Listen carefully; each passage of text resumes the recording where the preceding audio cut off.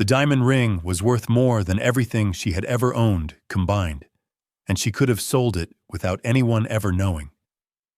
Emily Carter was 9 years old and already understood the sound of overdue bills sliding under a trailer door.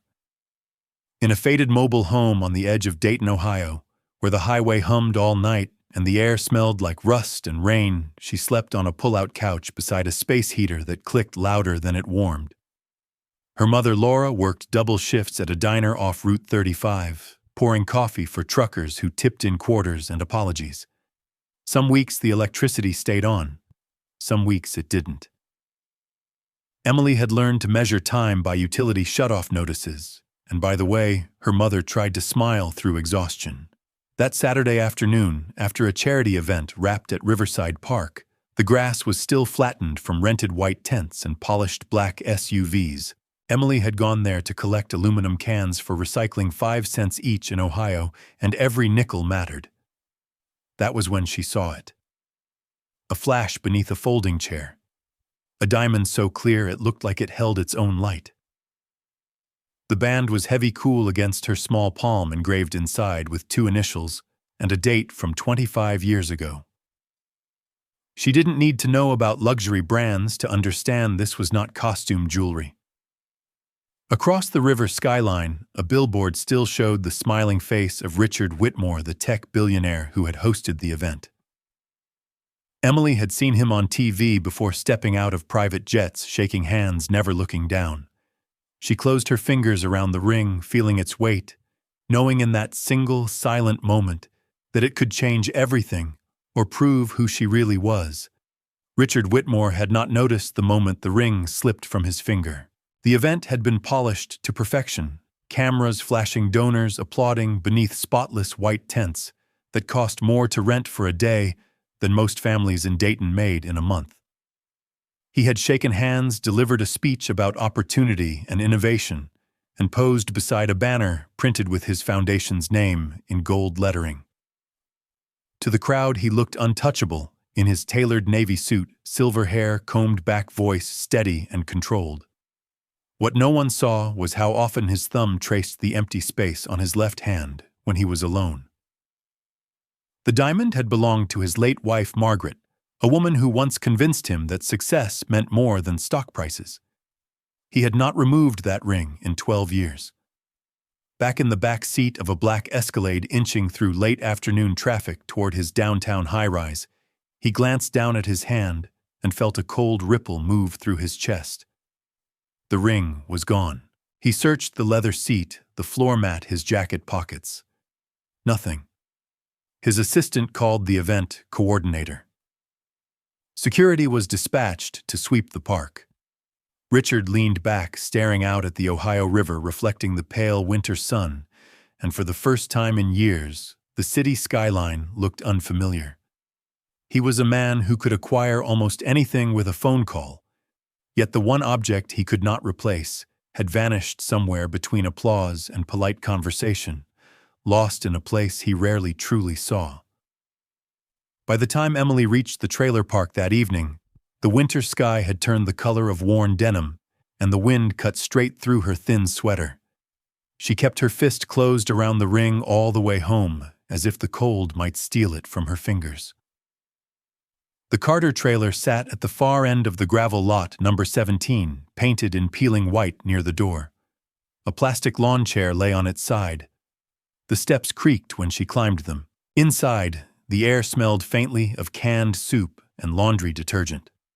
Her mother was at the small kitchen table, medical bills spread in uneven stacks beside a chipped coffee mug.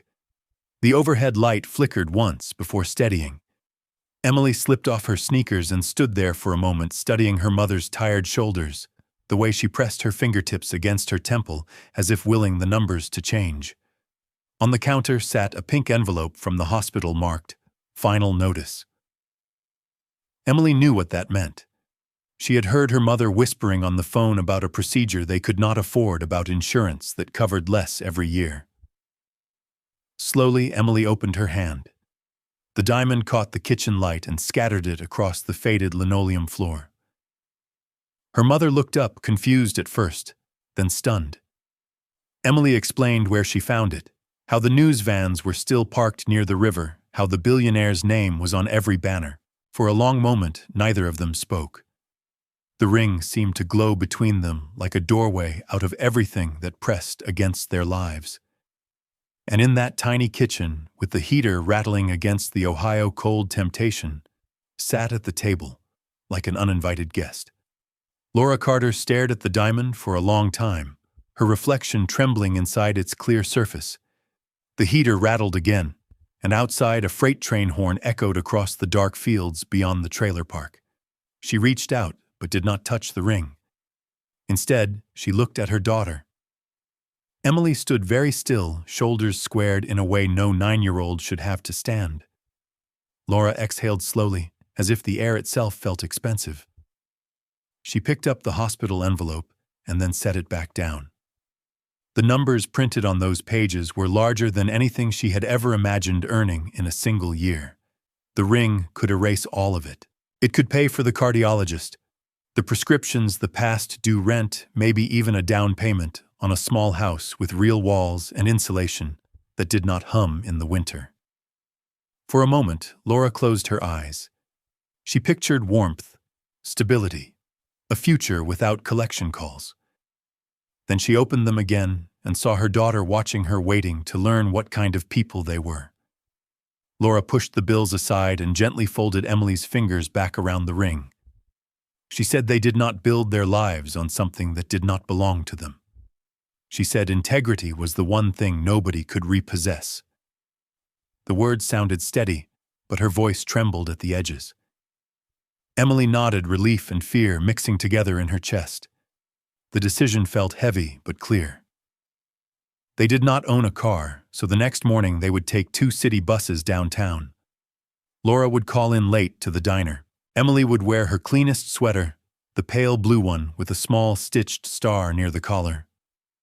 Outside, the temperature was dropping below 30 degrees, and frost crept along the trailer windows.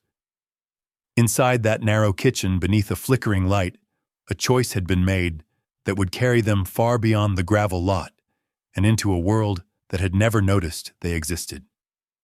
The next morning, the cold felt sharper than usual, the kind that stung the inside of your nose and turned every breath into a thin cloud. Emily stood at the bus stop beside her mother, the diamond ring tucked safely inside a small plastic sandwich bag and hidden in the pocket of her blue sweater. The sky over Dayton was pale and wide, the sun rising behind a row of warehouses that looked almost silver in the frost. Laura had called the diner manager before dawn, her voice steady as she asked for a few hours. The first bus arrived with a hiss of air brakes, and they climbed aboard, dropping exact change into the fare box. Emily watched the neighborhoods shift outside the window as they rode downtown from cracked sidewalks and discount stores to taller buildings of glass and steel. After 40 minutes and a transfer, they stepped onto a clean sidewalk that reflected the morning light like a mirror. Ahead of them rose the Whitmore Technologies Tower, 40 stories high, its name etched in polished metal near the entrance. People in tailored coats moved quickly through revolving doors, holding leather briefcases and insulated coffee cups. Emily tightened her grip inside her pocket, feeling the small, hard circle through the plastic. A security guard stood just inside the lobby, tall and broad-shouldered, scanning badges. The floor beneath their shoes shone like water.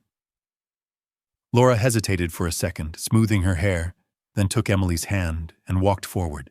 The guard's eyes flicked down to their worn shoes, then back up. Emily felt her heart thumping louder than the lobby fountain behind them. She swallowed and spoke clearly, explaining that she had something important that belonged to Mr. Whitmore.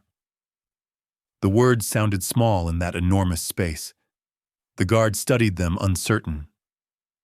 Around them, executives hurried past without slowing, the scent of expensive cologne and fresh coffee lingering in the air. Emily stood her ground, 9 years old, 5 feet tall, in borrowed courage, carrying something that could open doors she had never imagined. The security guard kept his expression neutral, but suspicion lingered in his eyes as he asked what exactly she was carrying. Emily glanced up at her mother, then carefully reached into her pocket and pulled out the small plastic bag. The diamond caught the bright lobby lights, instantly scattering sharp fragments of white across the polished marble floor. The guard's posture shifted. He stepped closer, lowering his voice, asking where she had gotten it. Emily explained about Riverside Park, about picking up cans after the charity event, about seeing it beneath a folding chair. She spoke clearly, each word steady despite the way her fingers trembled. Laura stood beside her, silent but firm, her hand resting gently on her daughter's shoulder. The guard asked them to wait near the reception desk while he made a call. Minutes stretched long. Executives passed by, some casting brief glances at the unlikely pair standing beneath the towering ceiling. Emily studied the enormous digital screen on the wall, displaying stock prices and company achievements. The numbers rose and fell in bright green and red lines, fortunes shifting by the second. She wondered how much the ring would register on that screen. Somewhere above them, in a corner office with floor-to-ceiling windows overlooking the Ohio River, Richard Whitmore was reviewing reports from his legal team. His assistant had just updated him that the search of the park had turned up nothing. The loss had settled into him like a quiet ache, sharper than he wanted to admit. Then the intercom on his desk buzzed. Security informed him that a young girl was downstairs claiming to have found a ring that matched the description. Richard froze for a moment, his gaze drifting to the empty space on his hand. He told them to bring her up. Down in the lobby, the guard returned with a measured nod. He handed them temporary visitor badges and directed them toward the elevators. The doors slid open with a soft chime. Emily stepped inside her reflection, multiplying in the mirrored walls, the diamond still glowing faintly through the plastic bag. As the elevator began its smooth ascent toward the 40th floor, her stomach tightened. The world she had only seen on billboards was about to open its doors. The elevator ride felt impossibly smooth, almost silent, as the numbers above the door climbed higher and higher. Emily watched them change, her ears popping slightly with the rise. 40 floors above the street, the doors opened into a hallway lined with framed awards and photographs of ribbon cuttings, groundbreaking ceremonies, and magazine covers bearing Richard Whitmore's name. The carpet was thick enough to swallow the sound of their steps. A receptionist with a polished smile led them toward a set of double-glass doors etched with the company logo. Inside, the office was larger than the entire trailer they lived in. Floor-to-ceiling windows revealed the Ohio River stretching wide and silver under the winter sky. Richard Whitmore stood near his desk, hands resting lightly against its dark wood surface. He looked taller in person, his presence filling the room without effort. For a brief second, his eyes went straight to the plastic bag in Emily's hand. The air shifted.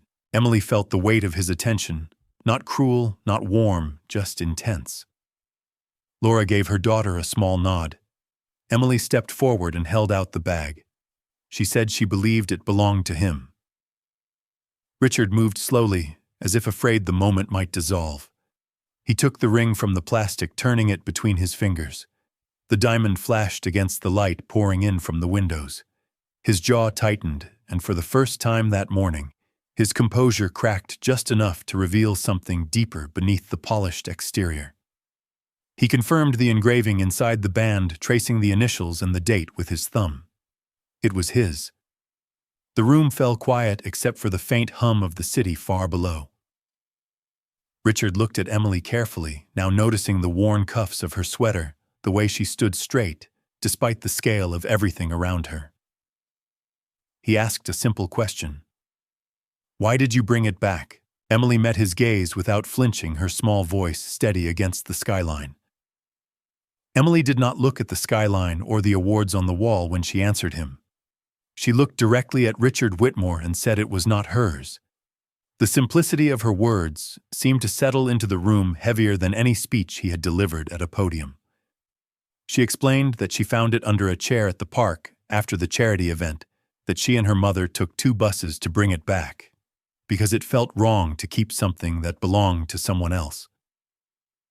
Her voice did not shake. It carried the quiet certainty of a rule she had learned long before she understood how expensive the ring truly was. Richard studied her face, searching for hesitation, for calculation, for any hint of expectation. He found none. Laura added gently that they did not have much, but they had tried to raise her daughter to know the difference between need and right. The words hung there unpolished and honest. Richard turned toward the window for a moment, the river glinting far below like a strip of steel.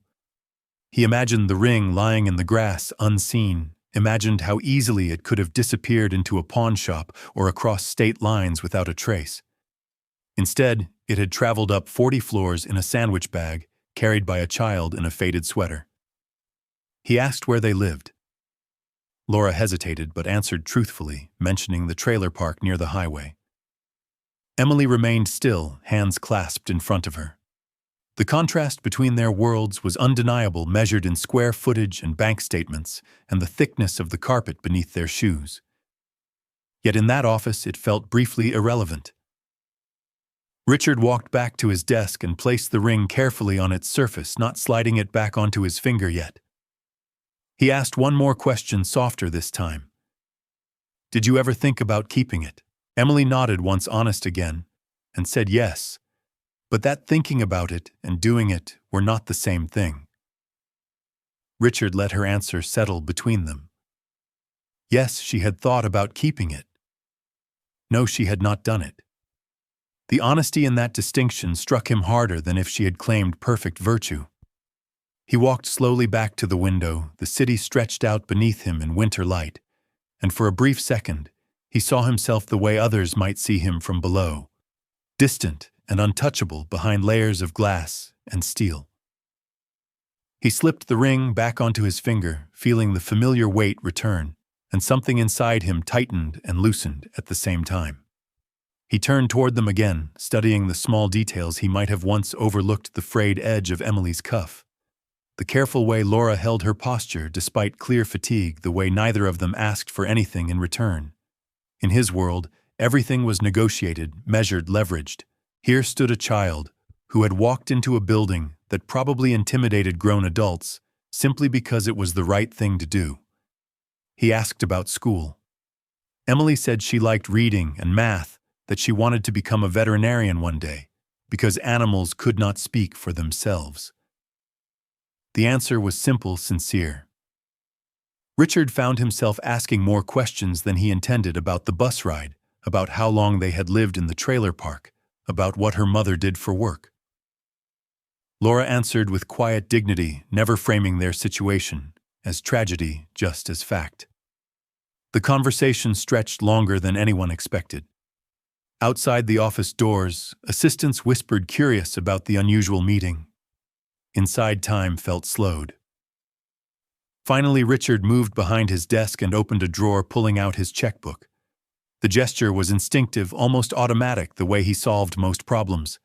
He paused, pen hovering above the paper. Money could repay the act, but it could not define it. He looked up at Emily again and understood that whatever he did next would not only affect her, it would reveal something about the man he had become since losing Margaret. The room held its breath in that silent space between impulse and decision, between gratitude and transformation, and for the first time in years, Richard Whitmore felt that the most important move of his life might not involve a business deal at all. Richard lowered the pen slowly and closed the checkbook without writing a single number. The silence in the office deepened, not uncomfortable, but charged with something unfamiliar to him. He realized that if he reduced this moment to a dollar amount, he would be placing a price tag on something that had none. He stepped out from behind the desk and walked closer to Emily and Laura, no longer separated by polished wood and distance. He thanked Emily directly, not in the polished cadence he used at fundraisers, but in a quieter tone that carried more weight. He told her that the ring had belonged to his wife Margaret, and that she had believed fiercely in character over wealth. He admitted that somewhere along the years of expansion and acquisitions, he had begun to measure success only in numbers. Losing the ring had felt like losing the last tangible piece of the man he used to be. Finding it again through the hands of a child who had every reason to keep it unsettled him in a way no board meeting ever could. Laura listened carefully, her expression softening, as she understood the depth behind his words. Richard asked more about their situation this time, not out of curiosity, but concern. Laura hesitated before mentioning the hospital bills and the uncertainty surrounding her heart condition. She did not dramatize it. She simply stated the facts. Emily shifted slightly at her side, aware that this was information usually kept private. Richard felt the weight of that trust. He moved back toward the window, staring down at the city that carried his name on buildings and headlines. For years, he had funded large initiatives, impressive projects, with his signature on plaques. Yet none of them had required him to truly see a single individual standing in front of him. He turned back decision-forming, not as impulse but as clarity. He told them he would not insult their integrity with a simple reward. Instead, he wanted to do something that honored the choice Emily had made. The words surprised even him as he spoke them. He asked for permission to learn more about their needs, to help in a way that extended beyond a one-time gesture. The air in the room shifted again, heavier now with possibility. Emily looked up at her mother, and Laura saw something she had not seen in a long time, a doorway opening where there had only been walls. Laura felt the offer settle heavily in her chest. She had learned over years of working double shifts that help often arrived with conditions, with paperwork, with expectations that lingered long after the favor was done. She chose her words carefully, explaining that they had not come for assistance only to return what was his. Richard nodded, acknowledging the boundary without withdrawing the sincerity in his expression. He told them he understood, and that any help would be given without obligation, without publicity, without strings attached. The last phrase hung in the air, and for a moment Laura searched his face for signs of performance. She saw none. Instead, she saw a man who looked unexpectedly uncertain, as though this conversation required more courage from him than negotiating a merger worth millions. Emily listened quietly, absorbing every word. She noticed the photographs on a shelf behind his desk, one in particular of a younger Richard standing beside a woman with bright eyes and wind-blown hair. Margaret. The ring on his hand glinted as he followed Emily's gaze. He walked over and picked up the framed picture, telling them that his wife used to volunteer at animal shelters on weekends, that she believed small acts mattered more than grand gestures. He admitted that he had not thought about that lesson in a long time. The office no longer felt like a fortress of glass and steel. It felt like a place where something fragile had been uncovered. Richard then suggested a practical next step. He asked for the name of Laura's doctor and requested permission for his foundation to review the medical bills, not to control them, but to remove the weight pressing down on their lives. He made it clear that the choice would remain theirs. Laura hesitated, pride and practicality colliding inside her. Emily reached for her mother's hand, squeezing gently, not as pressure but as reassurance. They had done the right thing without expecting anything. Accepting help did not erase that. After a long breath, Laura agreed to provide the information on the condition that it remain private. Richard extended his hand, not as a businessman sealing a deal, but as a man making a promise. In that handshake, something shifted for all three of them, a quiet agreement that this moment would not end inside that office. When Emily and Laura stepped back into the elevator, the mirrored walls reflected three versions of them, smaller now, beneath the height of the building. Richard remained in his office, standing motionless as the doors closed. He felt the weight of the ring on his hand in a way he had not in years. Down on the street, the winter wind cut through their coats as mother and daughter walked toward the bus stop, the skyscraper towering behind them like something out of reach. Neither of them spoke at first. The morning had felt unreal, like stepping through a door into a different world and then being gently returned. Laura finally exhaled, admitting she had not expected the meeting to unfold the way it did. Emily said she had been scared, but she was glad they went. Across town, Richard sank into the chair behind his desk, staring at the city below. His assistant entered quietly, asking if he would like to schedule a press statement about the ring being recovered. He paused before answering. Normally, every incident involving him was managed carefully polished and released with strategic timing. This felt different. He instructed her to hold off on any public announcement. He wanted time to think. Alone again, he opened a drawer and took out an old letter Margaret had written to him during the early days of his company, back when the office had been a rented room above a hardware store. In the letter, she had written that success without humanity was an empty trophy. He had kept the note but rarely read it. Now the words felt sharp and clear. A 9-year-old girl from a trailer park had walked into his building and returned something priceless, not because she had abundance, but because she had principles. He leaned back and closed his eyes, replaying her steady voice, the way she said thinking about keeping it and doing it were not the same thing. That distinction echoed inside him. By the time the bus carried Emily and Laura back toward the edge of town, Richard had made a decision that went beyond paying medical bills. He reached for his phone and called his foundation director. His voice calm but resolute, setting in motion something that would ripple far beyond one office and one lost ring.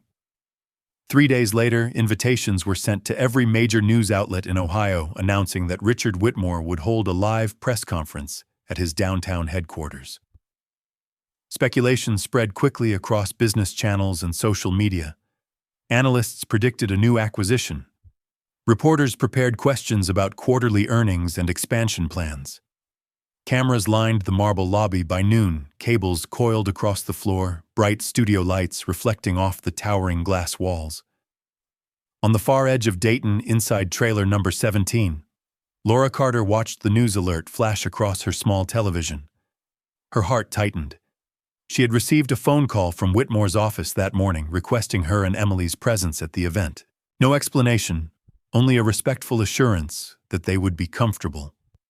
Now a black sedan waited outside the gravel lot to drive them downtown. Emily wore the same pale blue sweater with the stitched star freshly washed and carefully pressed. She did not fully understand why they were needed, only that Richard had asked personally. When they arrived at the building, the atmosphere felt different from their first visit. This time, cameras turned toward them as soon as they stepped inside. Whispers moved through the crowd. On the stage at the front of the lobby stood a podium bearing the Whitmore Foundation logo. Richard appeared moments later, composed but quieter than usual, the diamond ring visible on his left hand. He began by thanking the press for attending, then paused longer than expected. He did not speak about profits or product launches. Instead, he told a story. He described losing something irreplaceable at a public event and expecting it never to return. He spoke about a child who had every reason to choose survival over honesty and did not. The room shifted, reporters lowering their cameras slightly, sensing the deviation from the script. Then Richard gestured toward the side of the stage. Emily and Laura stepped forward under the glare of studio lights. Gasps rippled softly through the crowd. Richard's voice steadied as he explained that integrity should not depend on income level and that true wealth was measured by character. He announced that beginning immediately, the Whitmore Foundation would establish a permanent initiative dedicated to supporting families in underfunded communities across Ohio, starting with the very trailer park where Emily lived. The cameras flashed rapidly now, but the focus was no longer on a billionaire's balance sheet. It was on a 9-year-old girl standing quietly beside him, unaware that her single choice had just redirected the course of a man's legacy. The cameras kept flashing, but Richard did not rush his words. He spoke with a steadiness that felt stripped of performance, as though each sentence had been tested against something deeper than public approval. He explained that the initiative would not be a temporary grant or a symbolic donation. The foundation would purchase the land beneath the trailer park, invest in rebuilding safe housing, establish a community health partnership with a leading hospital in Dayton, and create long-term educational scholarships for every child living there. A visible murmur rolled through the reporters. This was not a small gesture. This was structural change. Richard then turned slightly toward Emily, not placing her in the spotlight as a spectacle, but as the quiet reason behind the decision. He told the audience that integrity shown in private deserved recognition in public. He admitted that he had built companies, launched products, and accumulated more wealth than he ever imagined as a young man renting office space above a hardware store. Yet none of those achievements had confronted him the way a 9-year-old girl holding a sandwich bag had. His voice thickened briefly when he mentioned his late wife, Margaret, saying that she once told him that character is revealed when nobody is watching. The irony was not lost on him that the most defining lesson of his later years would unfold under a ceiling of studio lights. Laura stood beside her daughter, overwhelmed, trying to absorb the scale of what was unfolding. Emily held her mother's hand tightly, her small fingers wrapped around something steady. Richard then announced that Laura's medical expenses would be fully covered through a private trust, effective immediately, without publicity attached to that portion of the support. He made it clear that the broader initiative was inspired by Emily's choice, but it was not a reward. It was a redirection of purpose. The room fell silent in a way that felt heavier than applause. When the clapping finally began, it rose gradually, not explosive but sustained, spreading from the front row to the back, until even seasoned journalists stood to their feet. In that moment, the distance between penthouse glass and gravel lot seemed to collapse, replaced by something far rarer than wealth. A shared recognition that one honest decision could ripple outward further than anyone expected. When the applause finally softened, Richard did something no one in the room anticipated. He stepped away from the podium and knelt slightly so that he was at eye level with Emily, not as a symbol, not for the cameras, but because it felt right. The flashes slowed, sensing the intimacy of the moment. He told her that what she had done would echo longer than any headline. He said that honesty is easy to praise and difficult to practice, especially when life feels unfair. His voice carried across the silent lobby, steady but no longer guarded. He admitted publicly that he had spent years building walls of success so high that he no longer saw the ground beneath them. Losing the ring had felt like a private grief. Getting it back through her hands had felt like a second chance, not just at gratitude, but at becoming the man his wife once believed he could be. Emily listened quietly, overwhelmed but composed, her pale blue sweater bright under the lights. Laura felt tears press behind her eyes, not from spectacle, but from relief that had been building for years. Reporters lowered their cameras entirely now. The story had shifted from announcement to transformation. Richard stood again and addressed the room one last time. He explained that the initiative would carry Margaret's name alongside a scholarship fund named for Emily Carter, ensuring that her act would be remembered not as charity, but as leadership. He made it clear that integrity does not belong to income brackets, and that the future of communities should not depend on chance. Then he stepped back, allowing the moment to breathe. The crowd rose once more, the sound fuller, warmer, less corporate. Outside, winter sunlight streamed through the towering glass, catching the diamond on his hand and scattering light across the marble floor, just as it had in a small kitchen days earlier. On the far edge of Dayton, residents of trailer number 17 watched the broadcast replay, unaware that the ground beneath their homes was already being secured for renovation. In that lobby, under bright lights and unfiltered emotion, something irreversible had happened. A billionaire had been humbled, a little girl had been heard, and the space between them had been bridged not by money, but by a choice that refused to bend. In the weeks that followed, the promise made under bright studio lights began turning into visible change. Surveyors arrived at the trailer park with clipboards and measuring equipment, not to evict, but to evaluate. Letters were delivered to every resident explaining the redevelopment plan in clear, simple language. No one would be displaced without guaranteed housing. Temporary accommodations would be covered. Long-term ownership structures would protect the community from sudden rent spikes. For families who had grown used to uncertainty, the paperwork felt unreal. Laura attended her first cardiology appointment fully covered by the newly established medical trust. The hospital hallway, once a place of quiet dread, now felt lighter. Doctors spoke in terms of treatment and recovery instead of cost and delay. Emily sat beside her mother in the examination room, swinging her legs gently from the edge of the chair, listening as the physician explained a manageable path forward. Relief did not arrive as a dramatic wave. It settled slowly like warmth returning to cold hands. Across town, Richard made a point of visiting the trailer park without media. He walked the gravel paths in a simple coat, no entourage, speaking directly with residents about what they wanted, rebuilt, and what they hoped to keep. He listened more than he spoke. The project evolved from renovation to collaboration. A small community center was added to the plans. A tutoring program was designed in partnership with local teachers.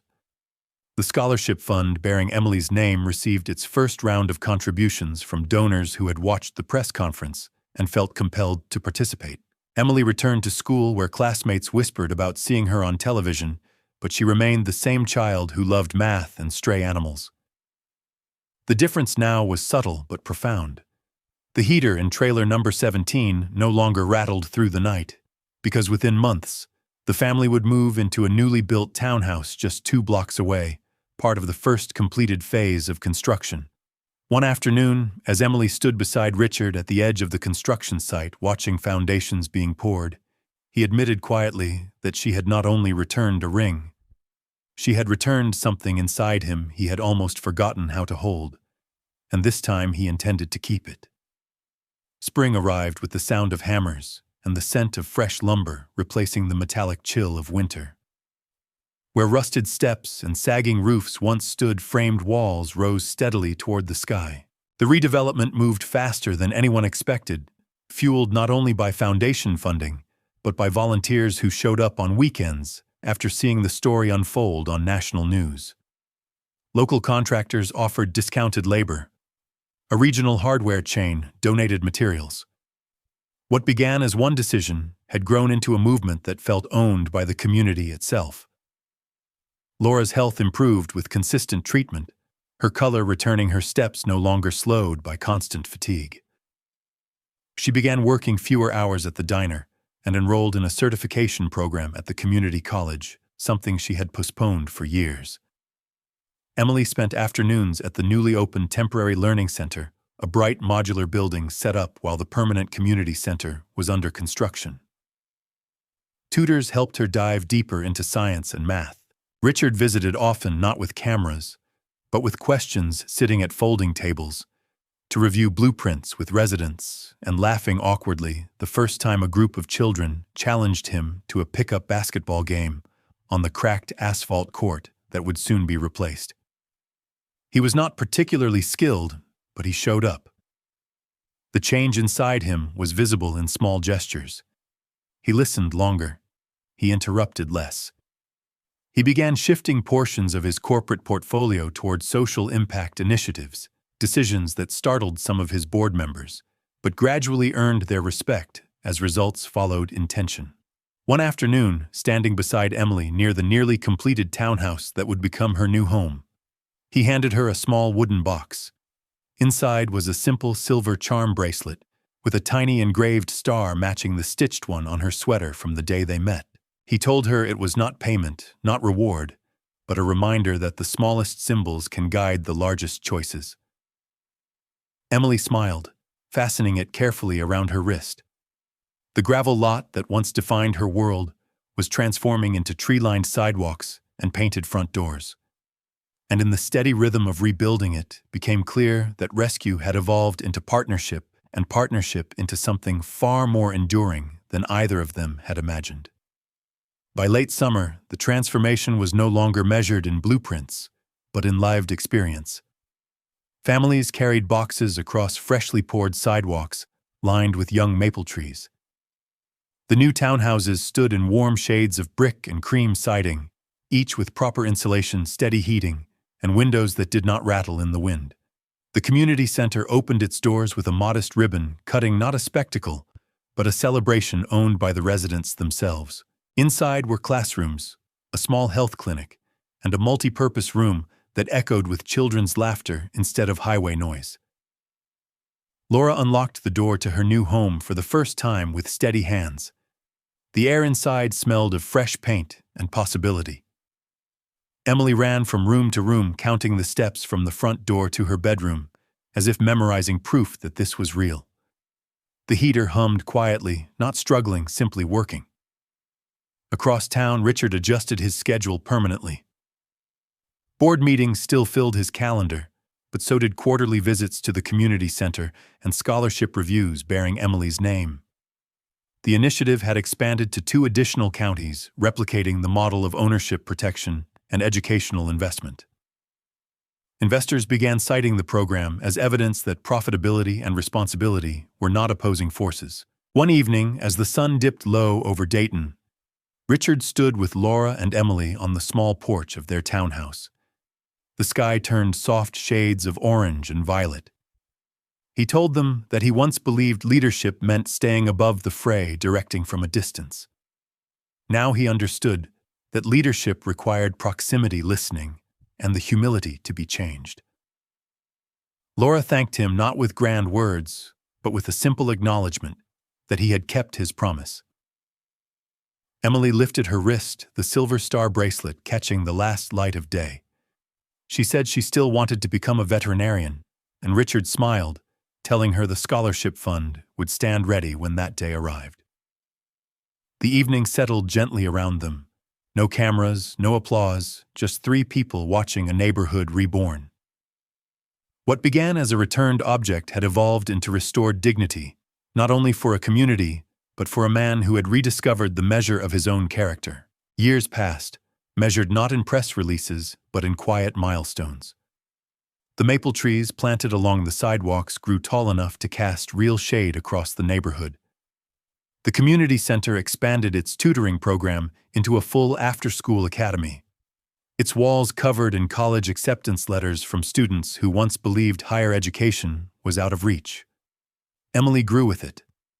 By the time she reached high school graduation, she stood nearly as tall as her mother, confident and steady, the silver star bracelet still resting around her wrist. On the evening of her graduation ceremony, rows of folding chairs filled the local high school football field. The summer air carried the scent of freshly cut grass. Laura sat in the front row, healthier than she had been in decades, pride shining openly across her face. A few seats away sat Richard Whitmore, no longer an unfamiliar figure behind glass towers, but a regular presence at community events. When Emily's name was called, as valedictorian applause rose strong and sustained. She stepped to the podium, pausing as the setting sun dipped low over Dayton. Her speech was not about wealth or rescue. It was about choices. She spoke about a morning when she could have decided differently, when survival felt louder than conscience, and how one decision had changed more than she understood at the time. She did not frame herself as extraordinary. She simply described integrity as a habit practiced in small moments.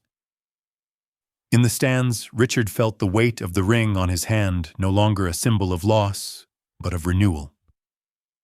As Emily concluded, the crowd rose to its feet once more, not for spectacle, but for recognition of a journey that began with something found in the grass and returned without hesitation. 4 years later, the scholarship bearing Emily Carter's name sent her acceptance letter to a respected university in Ohio with a full academic grant in pre-veterinary medicine. The envelope arrived on a quiet afternoon, slipped through the mail slot of the townhouse that had once seemed impossible. Laura held it carefully before handing it to her daughter, both of them remembering a different envelope years earlier that had carried only worry. This one carried direction. On move-in day, the campus buzzed with new students hauling suitcases across brick walkways under late August sun. Emily paused before stepping into her dorm, taking in the red brick buildings, the green lawn stretching toward the science complex, where she would spend countless hours studying anatomy and biology. Richard stood nearby not as a sponsor or headline, but as family and everything except blood. His hair had grown more silver, his schedule lighter by design. He had gradually stepped back from daily corporate control, appointing leaders who shared his reshaped philosophy. He told Emily he was proud, not because she succeeded, but because she never compromised who she was to get there. She hugged him tightly, a gesture that once would have felt improbable between a billionaire and a child from a trailer park. Laura wiped away quiet tears, healthy and strong enough to watch her daughter begin a future once postponed by circumstance. As Emily walked into her dorm room, the silver star bracelet caught the sunlight streaming through the window. The ring on Richard's hand glinted in response. Two small circles of metal, once separated by worlds of difference, now linked by years of shared purpose. And in the steady rhythm of campus bells ringing in the distance, the echo of one honest choice continued to shape lives far beyond that first morning. Many years later, on a crisp autumn afternoon in Dayton, a new veterinary clinic opened near the edge of the neighborhood that had once been a gravel lot. The sign above the door read, "Carter Animal Care, simple and unpretentious." Inside, sunlight filtered through wide front windows onto polished floors and neatly arranged exam tables. Emily, now Dr. Emily Carter, adjusted her white coat and greeted her first patients with the same steady voice she had carried as a child. Laura sat in the waiting area, healthy and radiant, chatting easily with neighbors who remembered the old days and marveled at how far they had all come. Richard Whitmore stood quietly near the back of the room, leaning slightly on a cane he now used more for balance than necessity. His hair was fully silver, his schedule long retired, but his eyes remained sharp and reflective. When Emily stepped forward to thank everyone for attending, she spoke not about struggle or wealth, but about responsibility. She reminded the crowd that integrity does not depend on opportunity. It creates opportunity. She said that years ago, she learned that thinking about doing the right thing and actually doing it are separated by a single decision. Richard looked down at the ring, still resting on his hand, its diamond catching the soft afternoon light. He understood now that the value of that stone had never been measured in carats. It had been measured in consequence. Outside, children rode bicycles along tree-lined sidewalks where trailers once stood. The air carried the sound of laughter instead of highway noise. And in the quiet exchange of a grateful glance between an aging businessman and a veterinarian who once rode 2 buses downtown, the true inheritance of that day lived on, steady and unbreakable. Did this story leave a lasting impression on you? We'd love to hear your thoughts. Leave a comment, rate it from 1 to 10, and tap the end screen to see another heartwarming story waiting for you. Don't forget to like, share, and subscribe, then tap the bell icon so you don't miss any new stories. Until our next story.